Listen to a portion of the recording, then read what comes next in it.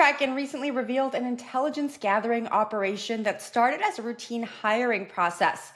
During the operation, the crypto exchange recorded interviews and information as a suspected North Korean operative attempted to get a job in IT at the firm. Kraken's Chief Security Officer, Nick Percoco, joins us now. Nick, welcome to CoinDesk. Yeah, hey, thanks for having me. All right, crazy story. Let's start here. What tipped you off that you might be talking to a North Korean spy? Yeah, so we have a lot of intelligence sources that flow into Kraken um, constantly, through various industry groups, other forums that we're part of, and we had received a list of email addresses of known adversaries. Some were known as potential North Koreans. And whenever we receive either email addresses or IP addresses or other sort of identifiable information, we scrub our systems to try to see, are there any clients that match these email addresses? Are there any potential employees that match any of these email addresses? Are there candidates that match the email addresses? And so when we did that, we were lucky enough to have a hit in our applicant tracking system.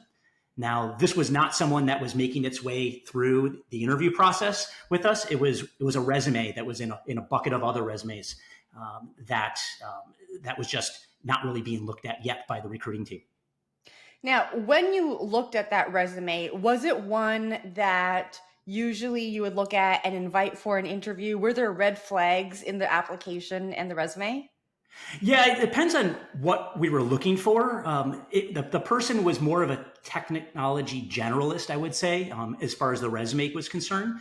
There was no like standout skill set that we would have been interested in. So they likely would have just been reviewed by the recruiting team, put into a pile of, maybe someday, or maybe even just sent a rejection email. But they were not even looked at that point. Okay, so why did you decide to go through with this process? Yeah, for us, it was a unique opportunity to potentially look an adversary right in the eye. That's exciting for someone who's in security. Oftentimes they're remote. They're someplace you just see messages on forums, text messages, chat messages. This was an opportunity to invite them to an interview, just like you and I are having. And in that interview, what did you discover? What did you walk away from these interviews, from this process with? Yeah, so one of the biggest takeaways was that the bar in which they were prepared for the interview was not very high.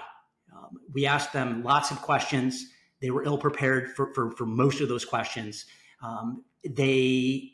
When we asked them to do certain things, it was very difficult. Tasks that would be very easy for you to do. If I said, open up your iPhone or Android phone, open up Google Maps and tap the location icon and show me where you're located, that would take you all of about 10 seconds to do.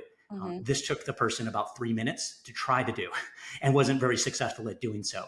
When asked to show his ID, just to we want to do some sort of ID verification during the interview to make sure that the person that applied for the job is the same person we're interviewing.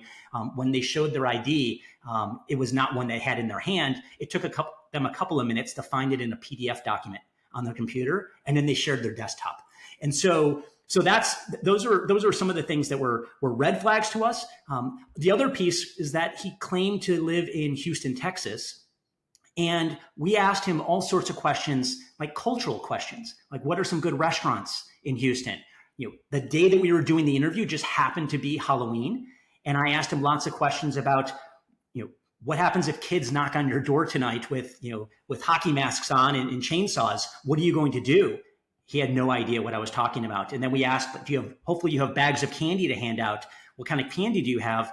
Again, had no idea what we were talking about. And so lots of red flags throughout the entire interview. They would not have gotten a job at Kraken, but it really brings to our attention that we know that these operatives, especially the North Korean IT engineering operatives that are trying to get jobs at various companies in the crypto industry, in other industries, we know that they're being successful. So that really tells us that the bar from an interview process must not be very high for many of these companies. Yeah, I'm happy you brought that up because it really seems like the job application process has been a vulnerable one, maybe especially in the crypto space. I remember the Ronin hack, which was the largest at the time in 2022. It was revealed that North Korea's Lazarus Group was able to complete that attack by a fake LinkedIn job offer for someone who was working there. And so, what do you think it is about this job application process that makes firms, crypto firms, so vulnerable? Yeah, a couple of things. Many people, even just in general, maybe just even crypto firms, maybe even more so, are very transactional in what they're looking for the applicants to do. And so they're very focused on technical skill sets. They don't really care, maybe where they're located.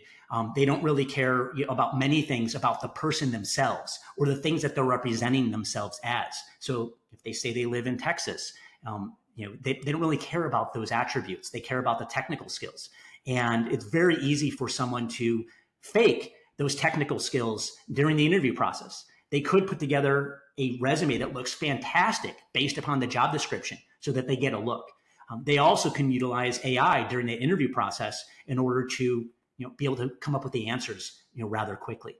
They may be a little bit awkward in those responses, but there's a lot of awkward people, just like myself in the crypto industry. So that may not come across as a red flag during the process. What do you hope firms take away from this? You guys went in, you really did the work, did the research. It seems like you caught this suspected hacker kind of red-handed when you look at all of the footage that you were able to record and all of the I guess lies that you were able to catch this candidate in. What do you hope people take away from this?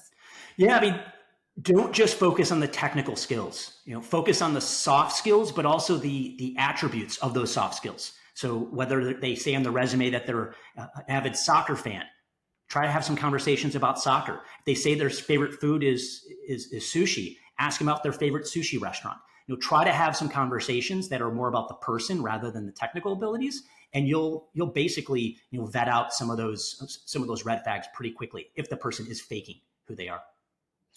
Now, tell me a little bit about how they were able to join these calls. When they joined, I guess, the Teams or the Zoom or the Google Meet, were you able to identify that their location was in North Korea?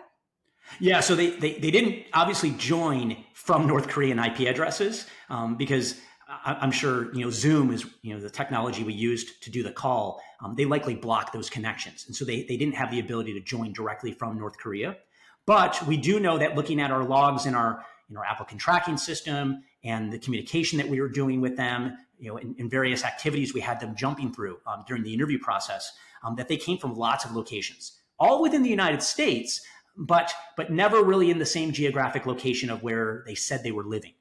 Their Zoom calls were coming from a MacBook co-location facility in California. Their connections to our applicant tracking systems were coming from IP addresses in New Jersey, all sorts of places. But that's both maybe a red flag, but also maybe not, especially in the crypto industry, because people are very privacy aware. And so they do use things like VPNs very often. But the fact that the person was using a MacBook co-location facility is a bit of a red flag because previous investigations and announcements about North Korean IT workers has shown that they typically use laptop or MacBook co-location facilities at their disposal, so they don't have to have the equipment which they can't get in North Korea when they're trying to access and utilize various applications. Nick, thanks so much for joining CoinDesk today. And if anyone wants to read more about this operation that Kraken did, I know that there is a blog post that you've published. Where can folks read that? Yeah, it's blog.kraken.com.